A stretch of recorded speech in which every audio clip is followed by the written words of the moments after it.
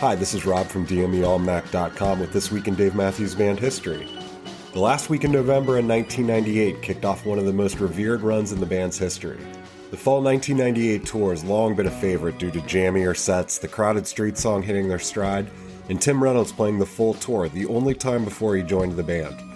But the run of shows with the Flecktones opening for the band stands out. The run consisted of shows in Philadelphia, Madison Square Garden, Albany, and Worcester shows that felt like tour closers. All these feature unique jams with Bela and Jeff Coffin, and Butch Taylor joined for this stretch as well. The run opening Philly show was released in the D&B Live series, while the closing Worcester show was selected as the first live tracks. This foundational show is required listening for all fans, with top performances of Seek Up, number 41, and The Last Stop, still the longest at 18 and a half minutes. It's on all streaming platforms. We recommend you listen to Live Tracks 1 while following the setlist and show stats at dmbalmanac.com, where we never stop looking for information on older shows. Follow us on Facebook to get daily updates with everything that happened that day in the band's history.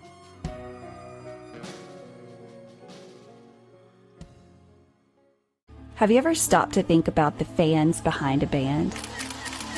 What is it about the music that keeps fans coming back for more? Or is there more? My name is Renae Lipsmeyer, and I am the host of this podcast, The Space Between Podcast, the podcast where we talk about the fans of the Dave Matthews Band. Each week, a fellow DMB fan joins the show to discuss their journey with the band. Welcome to The Space Between Podcast.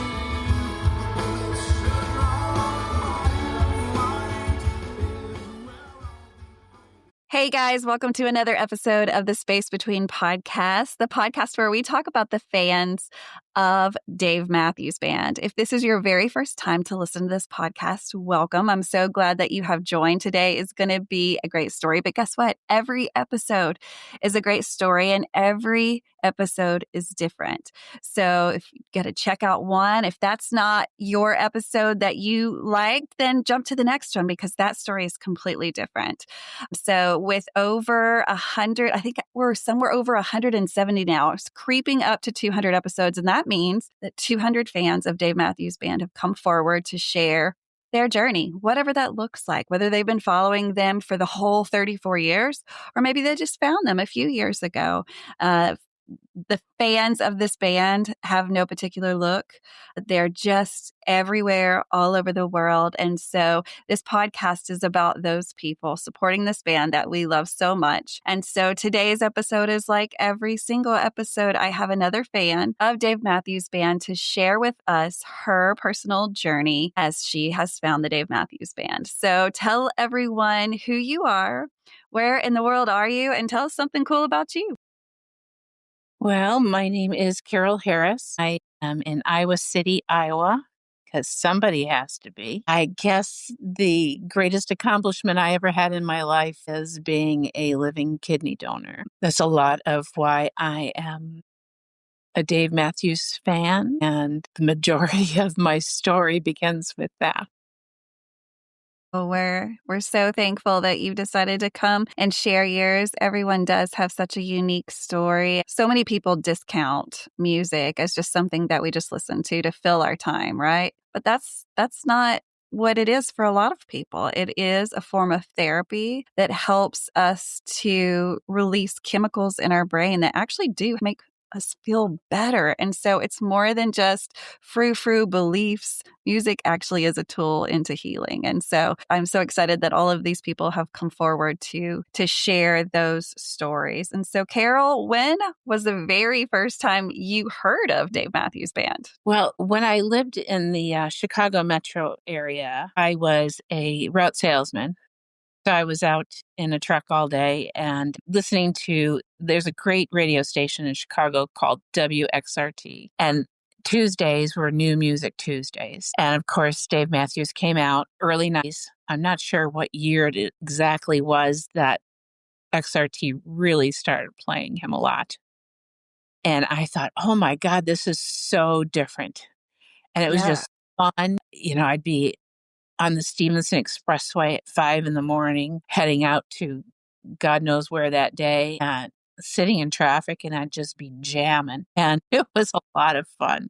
And, you know, I remember later, when I started, after I had kids, I kind of lost the ability to go to concerts Right. because I had two little kids and my husband never enjoyed large crowds unless it was football. And so I just fell out of it for a while, Yeah. Yeah. but always kept up on his music. Sure. Yeah. And then when my daughter in 2005 fell terribly ill and we had no idea what was going on with her, we found out that a staph or a strep infection had killed 85% of both of her kidneys. Wow. And only discovered that because she was having such horrible migraines that I took her into her doctor to find out why she was having migraines. It turned out her blood pressure was so high that she was Oh my about, gosh. so we immediately took her to emergency because they thought she was going to have a stroke. And that's where we found out the news that her kidneys were dying off Oh my and goodness. plant at some point. She was 15 and had just started high school. Oh my goodness. So at that point, we didn't know what was going to happen for her. Was she going to live? Would she make it through the next day? We just didn't know. Well, we got a very good team of doctors through Rush Hospital in Chicago. And she was able to stabilize. And at that point, our family was pretty much whatever she wants, whatever she needs. We're going to make whatever life she has as good as possible. Yeah. And she was a very smart teenager and came to me one day. And it kind of reminds me of where Dave says, where Stella says, "When are you going to put me in a song?" It was kind of Right. like, Right. "Mama, what are you going to concert?" She said, "Mom, my friends and I all want to go to see Dave Matthews Band." And at the time I think it was called World Theater or something in Tinley Park, Illinois. Oh yeah. But none of the parents will take us. Will you take us? So I said, "Yeah, I'll take you, but I'm getting a ticket." Yeah. Oh, last minute ticket and car full of teenagers who were all going to be in the lawn. And that was a horrible lawn, but they were all very excited. And my last minute ticket was like third row on the right. And Wow. it was an amazing ticket. And I just remember when he came out, everybody going nuts and not knowing that I was sitting amongst the most loyal of loyal fans. And then the music started and they knew every word and their hands were, boom, right on the beat. And, during the songs, how everybody's just so into it. And Yeah. then he would stop singing himself and just continue playing, and the crowd finished the songs. And I just thought, this is the coolest thing ever. Yes. By the time I met up with them at the end of the show, I said, "We're doing this again." And they were like, "Really, Mom? This is great." So, So they liked it too, automatically. yeah, we all did. Awesome. It Awesome. just like such a bonding experience. So when he came around again, it was like, we're not going to go to just one night. We're going to go to every night he's around us. And then it Of became course. their boyfriends came and their girlfriends came. Then I was not only buying the tickets for myself and my two daughters, I was buying it for the boyfriends and the It was getting carpooling. expensive. But it was worth it. It was worth every dime. Yes. I wanted to be part of that experience. And then we were having so much fun that all of a sudden my neighbors were like, "Well, can we come too?" So then my neighbors got into it. And I remember it one year we were at Toyota Park, um, and he did two nights there twice, I believe. And the girls were sitting separate from us. And someone from warehouse just randomly walked up to them and said, "You've won an upgrade." And they got front row center because there was no pit there. What? So my daughter Taylor was kind enough to come up about halfway through the show and gave me her wristband so I could go front row center. So that the first time I got that close. Stay with us. We'll be right back. Hey, it's Jeff from Cold Weather Company, an indie alternative folk band who you may enjoy if you listen to Fleet Foxes, Edward Sharpe, Iron and Wine, Mumford, Coldplay, Noah Kahan, Eddie Vedder, and of course, Dave Matthews Band. We just released our 5th album called In Time, and I'd love for you to check it out wherever you listen to music. Be sure to follow us on all social platforms at Cold Weather Company, in particular TikTok and Instagram, where you'll see plenty of Dave Matthews covers on a backwards guitar, and even sometimes while juggling a soccer ball.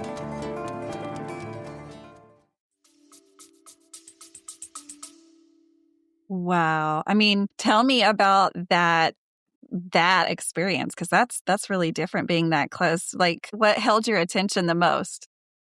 Well, besides his eyebrows, Yeah, which way are they going? yeah, really, because his face was young. It was 2005, the first show I saw him, and then I think Toyota Park was probably like 08 or 07, 08. Okay. And his so young. Everybody was so young. And Boyd had a body on point, you know. He did. He did. And Stefan was so young. They Yes. all were. And Carter would blow bubbles the whole time. Yeah. Smile and blow bubble gum bubbles. And it was just so fun to watch. Absolutely. People around you, everybody was your best friend by the time the show was over. Yeah. You just made friends with the people. And then if you saw them Right. again at night, it was like hugs like best friends, you know, like Exactly. long lost friends, which I just thought was really cool. Even back then, even though I was like, I think when I first started going, I was like 45. So I was still at that point one of the older ones, you know, because everybody back then was younger too. Oh, really? Yep. But I blended in a little better than I do now. Oh, no, you still blend in. I mean, this band's 34 years old. Like, the gray hair, I mean, it's just everywhere now. I keep reminding myself that Carter is older than I am, 1 year older. And I swear I'll keep going even with my walker. Yes. I have one. I don't have one yet. If you do, you've got a plan. Yeah. But I don't know. Through it all, it was the bonding between my two daughters, and as they grew older, that thing that kind of kept us glued together through summers. And Yes. then they would go to college, and that was what we did. And then, you know, life moves on. They fall in love. They get jobs. But that was our time together. And no matter what the circumstances, we made that time. And then in 2010, we had done the warehouse tickets, of course, and those you buy, you know, in was January, February. So I had bought the summer's worth of tickets. And little did we know that on March 7th of 2010, Casey had a crisis. And I got a text from her. And all it says was, "I need you." And I was in the Chicago area, and she was in Iowa City here at school. And I got in my car and made the 3-hour drive. And by the time I got to her apartment, I couldn't get in. She wasn't conscious. And so I had to have the fire department knock down her door, and she was in full grand mal seizures. Without warning, her kidneys had completely, the 15% had completely shut down. We knew through her blood work, because she had blood work probably every 30 to 60 days. That thing is deteriorating, but you just don't know how fast things can change. Right. But we learned really quickly. And had I not gotten that text at 7 in the morning and gotten out there by 10, she would have been dead by 11. So she spent several days in the ICU. And then we had known in that 5-year timeline, I went through testing that I was her best donor. Her sister was actually her best match, but she was under 18. So her sister was kind of on reserve, which was nice because her being the better match, when you go through a second transplant, the better match would last longer. Right. So, and a living donor is always better than a cadaver. Yes. So, as hard as everything was, we were still very, very positive that she was going to make it through. We got her back to Illinois. She had to do a little dialysis, which was probably one of the most cruel procedures I've ever seen a young woman go through, or anyone go through. And I was actually shocked at how many young people were in the dialysis center. Oh. And another big wake up call was the Medicare process at that time. At the time she was 21, trying to get a 21-year-old, even though she was in full kidney failure. Government had approved kidney transplants for people under 65, but the red tape that you have to go through is quite amazing. And now what has happened through our government, I really fear for anyone having to go through that process. Yeah. It actually pass away before you Yes. paperwork. Through it all, we got through it all. She was actually in and out post-transplant in 2 days. Oh, she's so strong. She was so strong. Amazingly strong. And I think probably the best part about the entire thing was she had the most beautiful blue eyes. But through her illness, they kind of got dull. And my kidney started working immediately in her. And the minute that they connected everything, she started producing urine. The first time I saw her post transplant, her eyes were the bluest blue you could ever see. I'll never forget the clarity in her eyes. I knew she was back. Yes. And the first thing that she was worried about was contacting her professors back at the University of Iowa because it was finals time and she didn't lose Of all the course. fun. Yeah.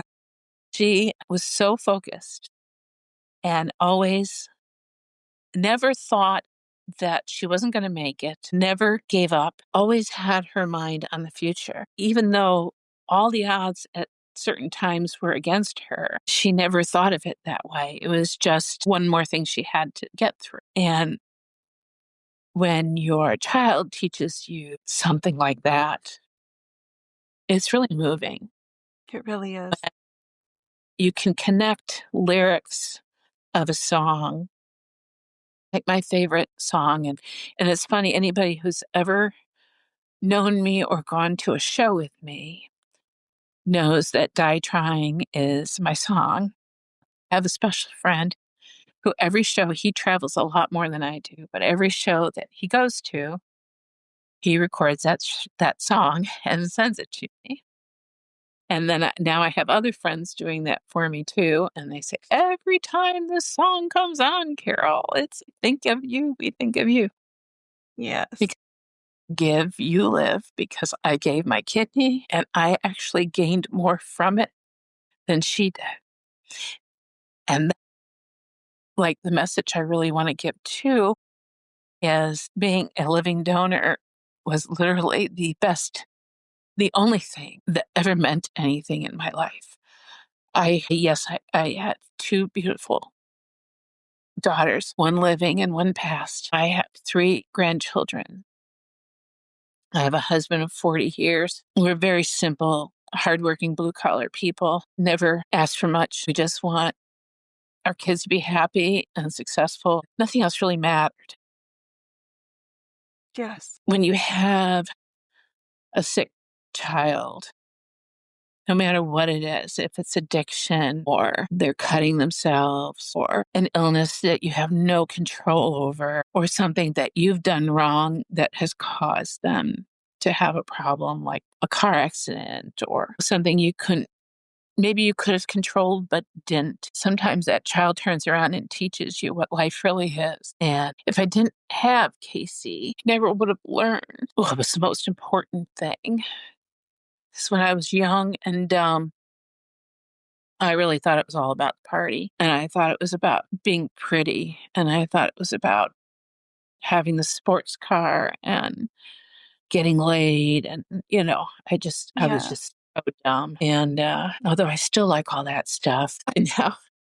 And I'm glad it all happened, actually, but it's just different. Yes. It's just, and connecting it all back to the band is, as they grew up, my kids grew up, the kid in me really came out because I was able to make friends with so many people through the band that Yes. got me. I'm very immature for a 66-year-old woman, and people don't get me.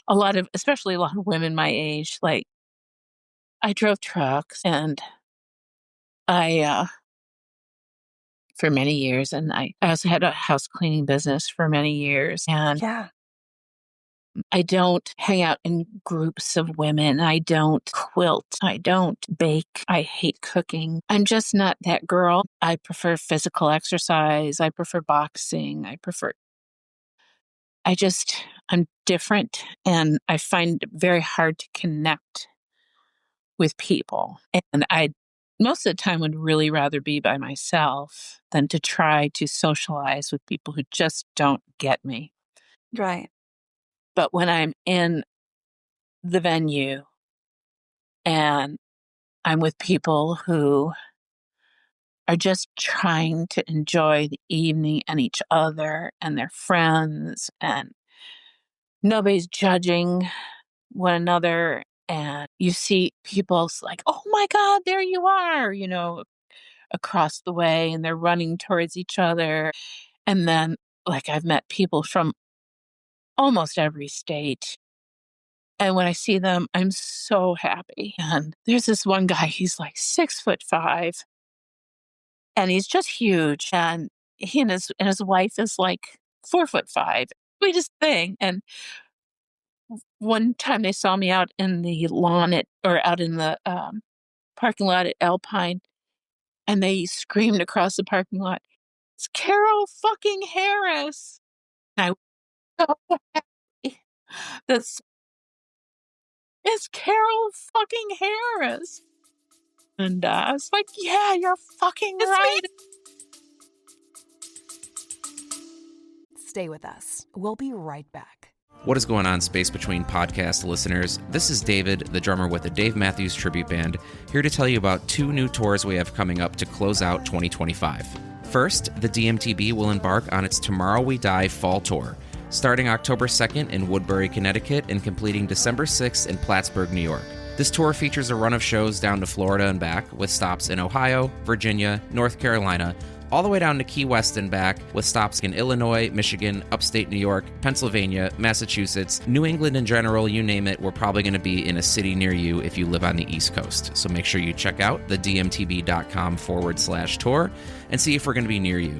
Second, we're absolutely stoked about our Gamblers and Robbers 2025 New Year's Eve tour. This tour is going to have 5 shows between December 26th and December 30th in the Northeast region, a highlight of which will be a stop in Buffalo, New York at one of our all-time favorite venues, Town Ballroom, as well as other killer shows around the Northeast to ring in the new year and celebrate the holidays Dave style. So make sure to check out the dmtb.com/tour for events and ticket info, and follow us on the various socials like Facebook, Instagram, YouTube, and so on by searching the DMTB.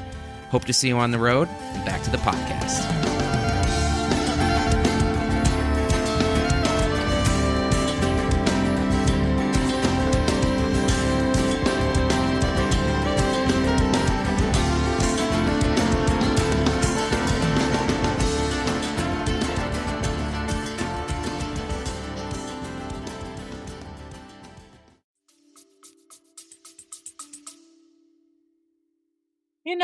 All these people are like in their 30s and 40s, and here I am. I could be most of these people's mother, if not older, quite a bit older sister. And it just means a lot to me. Yes.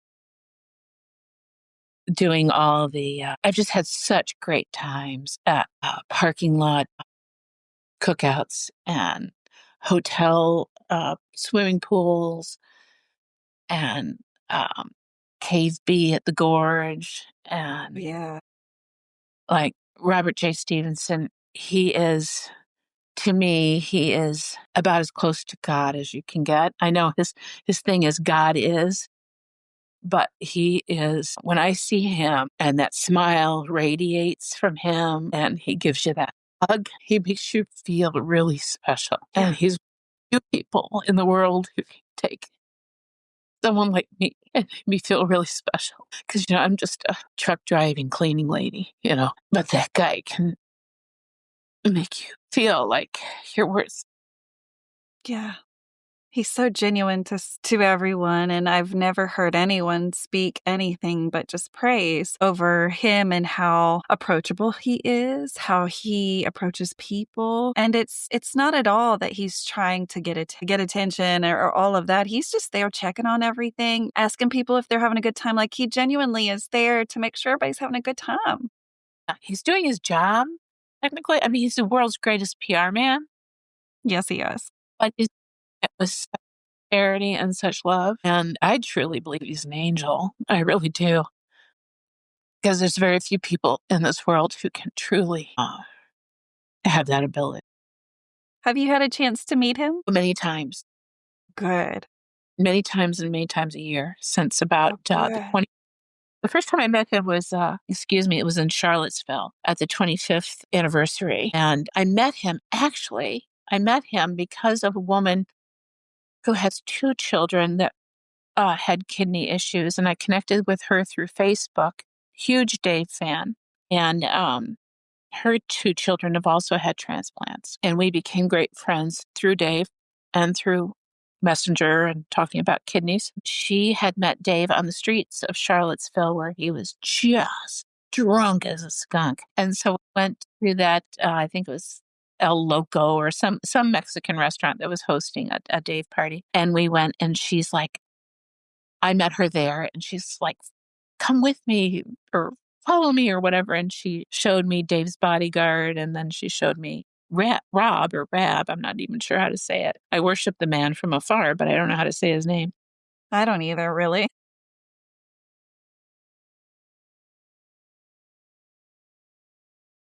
And so I walked up to him that night and I also walked up to the man who I forget his name escapes me, who owns the guitar company, makes his guitars. And then the man, I mistook him, the guy who handles his guitars on stage.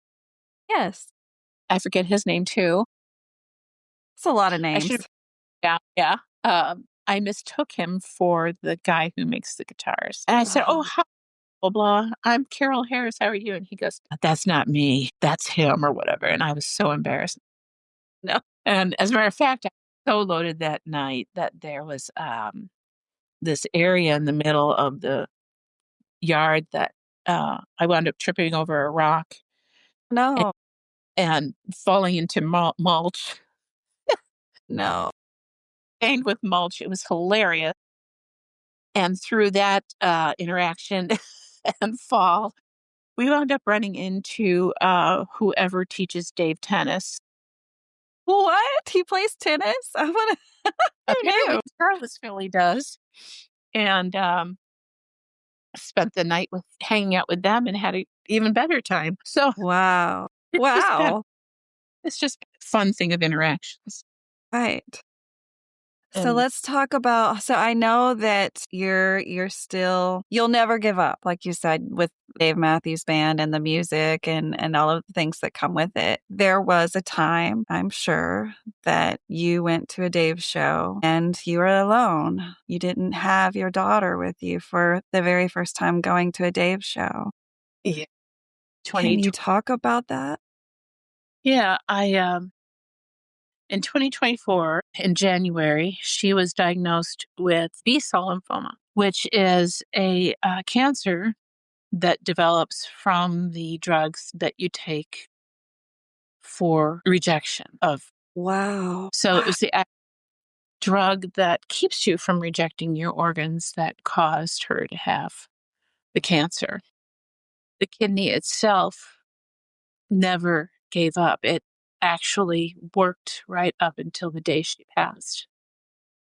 So from January of 2024 to September 8th of 2024, she went through, I actually have a list of all the treatments she went through, but the most radical and her final treatment was a 21-day treatment where she had to be, it was a T cell transfer. Her T cells were removed from her blood, sent away. They were separated out from her blood, and then they were put back into her body. And it was a 21-day, very limited interaction. We had to be, masks on and special suits and everything.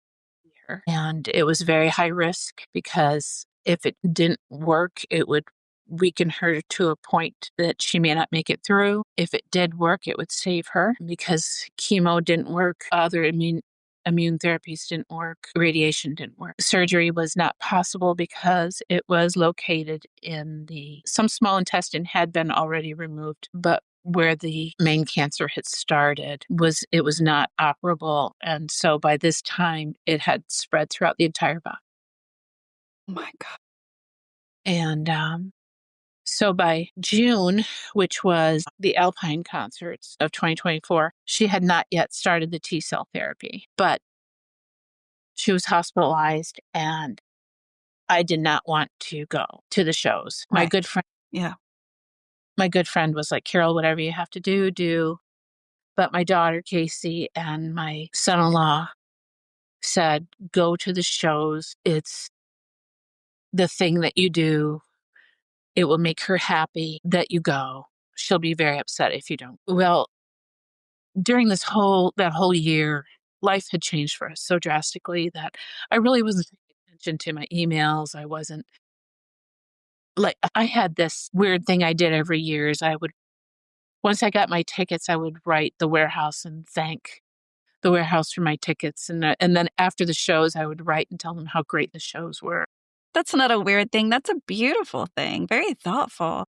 Well, it kind of developed this relationship with one of their employees, Joanna, who must handle like the Midwest ticket holders or warehouse members. So she sent me an email and said, Carol, is everything all right? I haven't heard from you. I'm like, this is weird. Why is she emailing me? So I emailed her back and she called me and said, do you want to meet Dave? And I said, out of the blue? Just out of the blue. And I said, well, yeah, do cows fly? Or Yeah, of course. That's a silly question. But I felt so guilty about it because here my daughter was laying in bed. Yes. She's the one who should be meeting Dave. But she very much encouraged me to go. So I call him my godson, my friend Josh.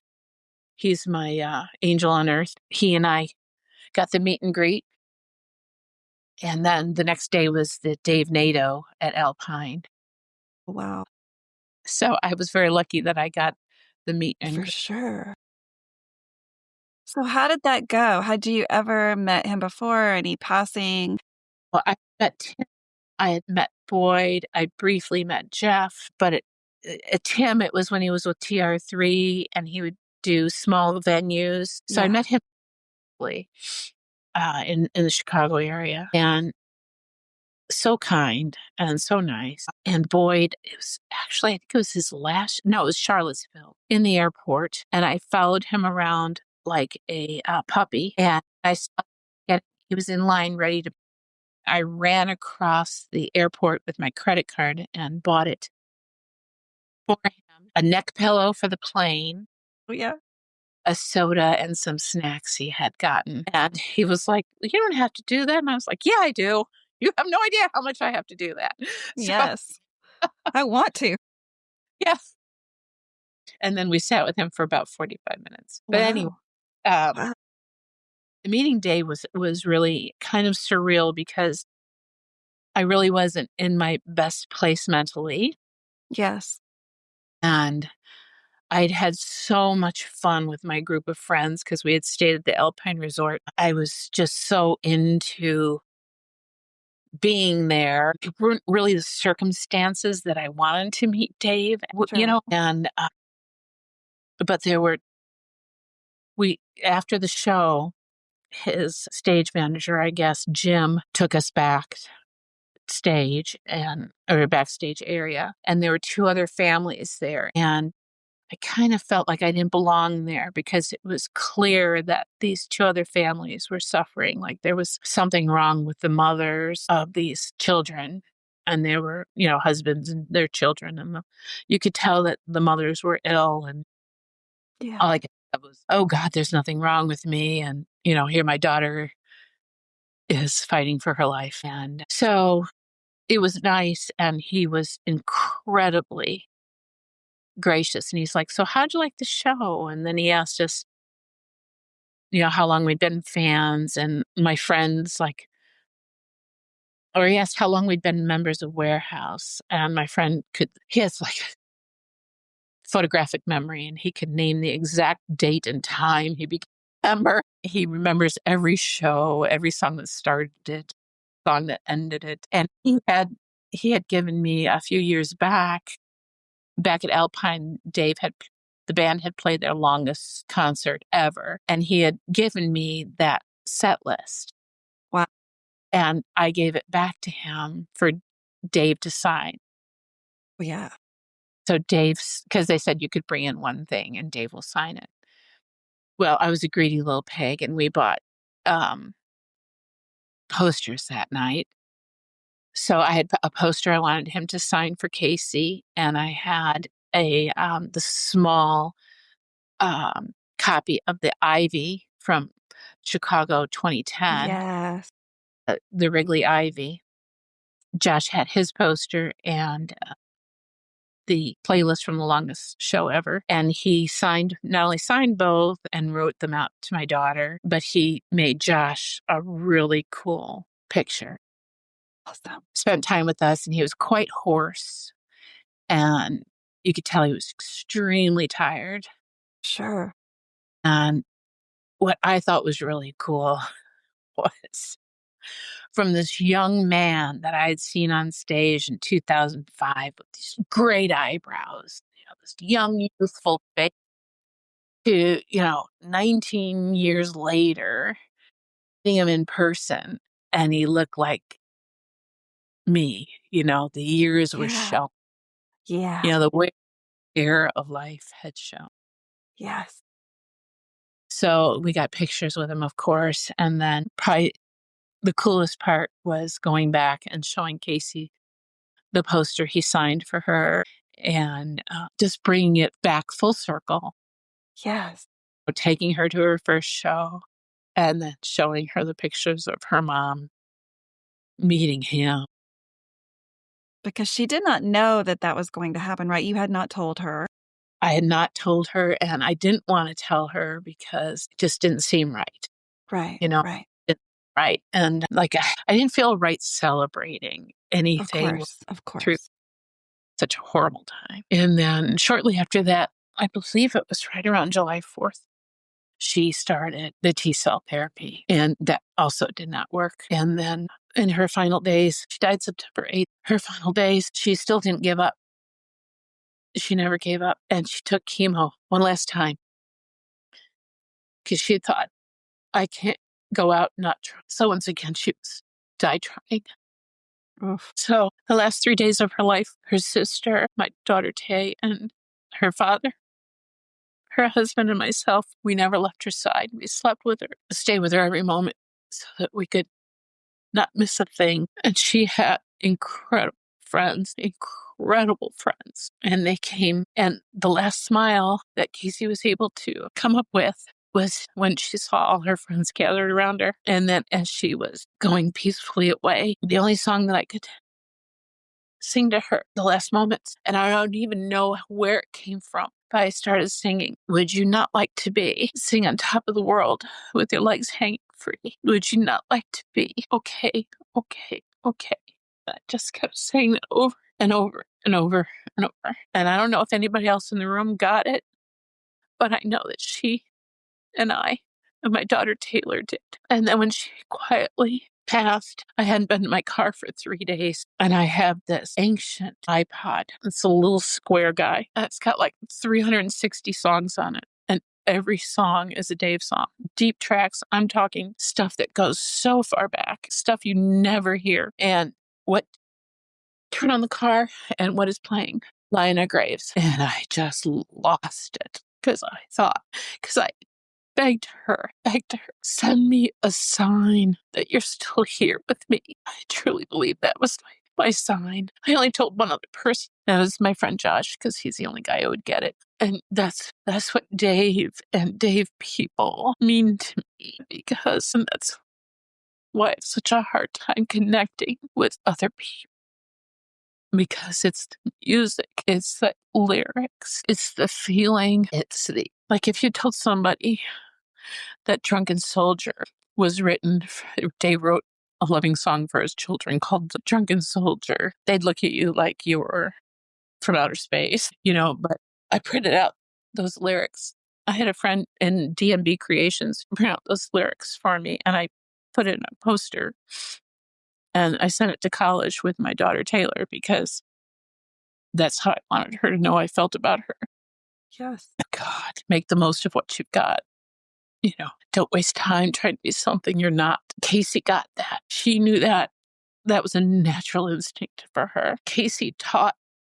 And one of the things that I learned about her that I didn't know as her mother until her celebration of life, hundreds of people came from all over the country for her celebration of life. She was very successful in business and had connections all over the world. And people came from everywhere. And not all of them even knew she ever had a kidney transplant. Nobody knew that she was sick. Nobody knew the challenges she had. Nobody knew that the high risk she had having a child. I didn't even get into that, but she has a beautiful daughter that she gave birth to at 27 weeks. That was 1.4 pounds but Casey got that child through, and that child is perfect today.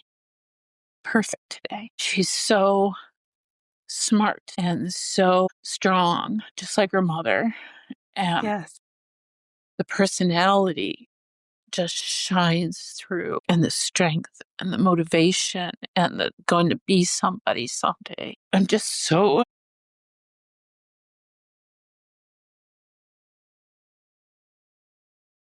I never dreamed that life would be this hard, yet so beautiful at the same time. And I love talking about her. I love talking about my other daughter. Yes. How is she doing? How did she get through this? I mean, obviously you were such a big support to her and all of your family, but how is she doing with all of this? She has her challenging days, but she has 2 beautiful children of her own, and she gets through it for them. Yeah. Because they need it badly, and they're so Absolutely. little, and Yes. they don't No way. understand that Casey's not around anymore. Of course not. She really doesn't have time to grieve or think about it much because of the demands. Of course, yes. Kids would be busy. So maybe that's a good thing. But she Yeah. misses the advice of her sister and misses the companionship and the friendship. Because, since she moved here during COVID, she was up in Seattle. And she moved here during COVID so that we could help her with her kids. And the world was changing so much during COVID. We thought it'd be nice to all be together. Yes. So that was one blessing that happened through that. Yes. Just to have that time. Yeah, have that time together. Otherwise, she probably would have stayed up in Seattle and not have been able to have those years with her sister to rebond. Right. Because they were really, growing up, they were 2 years and 9 months apart. And I always told Casey, and it grossed her out. I would tell Casey, we were so happy with you that on your birthday we made Taylor. Gross, Mom. That's just What the kid wants to hear, right? It's like they know, but they don't want to acknowledge that that's how that happens. And Taylor is her shadow. And always, if Casey did it, Taylor had to do it. And of course, I drove Casey absolutely crazy. But it worked out well. They wound up both going to school here. And I don't know how the world we wound up retiring here, but here you are. there we are. Somebody's, like I said, somebody here. Yeah. I'm going to guess that it's a small town. Is that right? Yes. Okay. Very hard when you spent basically your entire life in a large metro area to retire in a small town. And then if it weren't for the grandchildren. Right. You'd be out. Yes. Yes. Well, Carol, you've been through it. You've been through it, and my mama heart just is broken for you. Grief is a bitch, and it changes who you are, and there's no getting over it. And a part of me has truly died, and I will never be the same person I was, and I don't want to be. I like being quiet. I like being alone. I like my Dave shows, and that's all. From now until the day I go myself, I'm fine. And then I like to chase Rob around and see if I can find him. And it's a game. It is. My heart's back. I'm like, oh, he acknowledged me. And I actually trick myself into believing he remembers me. You know what? I bet he does. He has such a knack for remembering people because there's so many people that approach him, and he does a lot of the time know exactly who you are. So I bet he does. I hope he does, but I sincerely feel sorry for his family. He's just such a busy man. That lifestyle is so very different than what we are living. And so there's a way to do it. I've never lived that life. It seems like he's just very busy, but he has the energy to do it, just always so happy and positive. And I think that really does help a lot. I hope that he is an extremely rich man because he deserves it. He's done a lot. But I think that, whether financially or not, he's so rich because he talks about his family all the time and how much they mean to him and his wife and his daughters and all the things that are happening. He shares that. And you can tell that that's a part of his life that he doesn't want anyone to not see because it means so much to him. Yeah. And so, I can see why he's so happy. He really has a lot of great things going for him. And it's really unique to find people that are that just so happy all of the time, just so happy. And we know that no matter who you are, you're going to have the ups and downs of life and some of the lowest of the lows and some of the highest of the highs. We're all riding that roller coaster of life. And, he's always able to put on a brave face and be happy for others because I know that he cares so much about what others need and to be still a person that can give that no matter what's going on. That it's really a unique person. Mm-hmm. It truly is. Yes. Like with Dave too, meeting people after a show after he's given everything he's got. Yeah. That's one thing you could really see when I did meet him was that he gave everything he had on it. Yeah. And cared about what our opinion was of the show. That's wonderful. Yeah. I've always felt that they really do care about, what it is that we're thinking. They may not agree with what we're thinking, but they do take it into consideration and kind of absorb it. And they're very knowledgeable of what we are thinking and saying and all of those things. And so it's such a give, take, give relationship, like we're giving them and they're giving to us. And it's this whole circle of just awesomeness. And I'm so glad that people often discount music as just a thing that fills our time. But I believe that music really does have it's such a tool. It's such a tool that can be used to get us through so much. Some of the happiest times, some of the lowest times, some of the times we were just not prepared for. And those times are often. But this music has just really taken a place in so many people's lives. And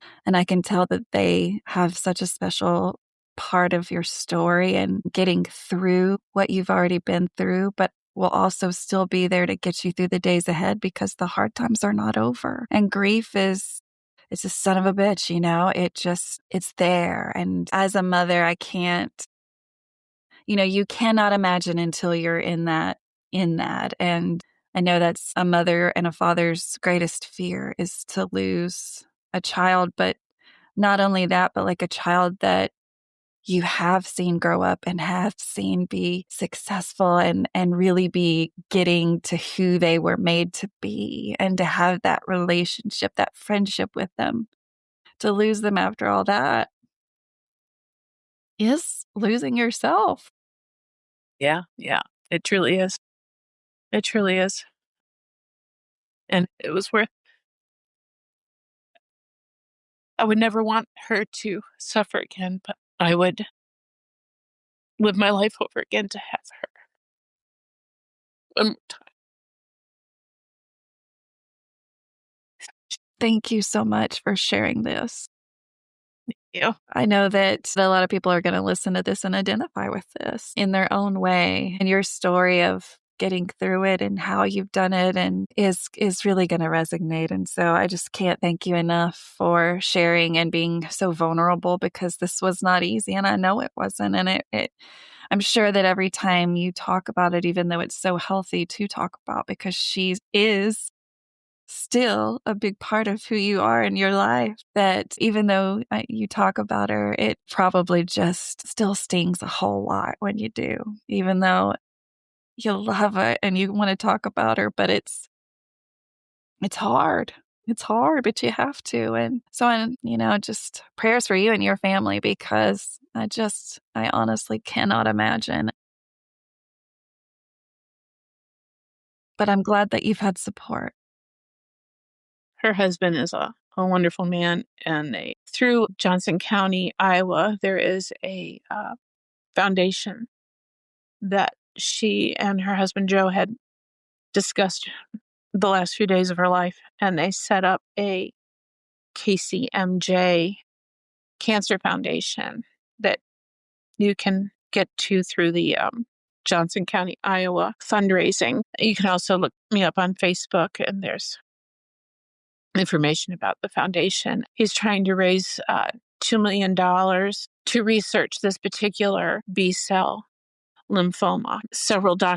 He's working with several doctors, and they're very interested in starting a study. Her husband is a sharp man and quite into philanthropy, and his entire family is. They're the type of people who she married into a family that gives back to community and helps children and helps people in need. And I couldn't be prouder of not only who she married, but how they live their life and how he's raising her daughter.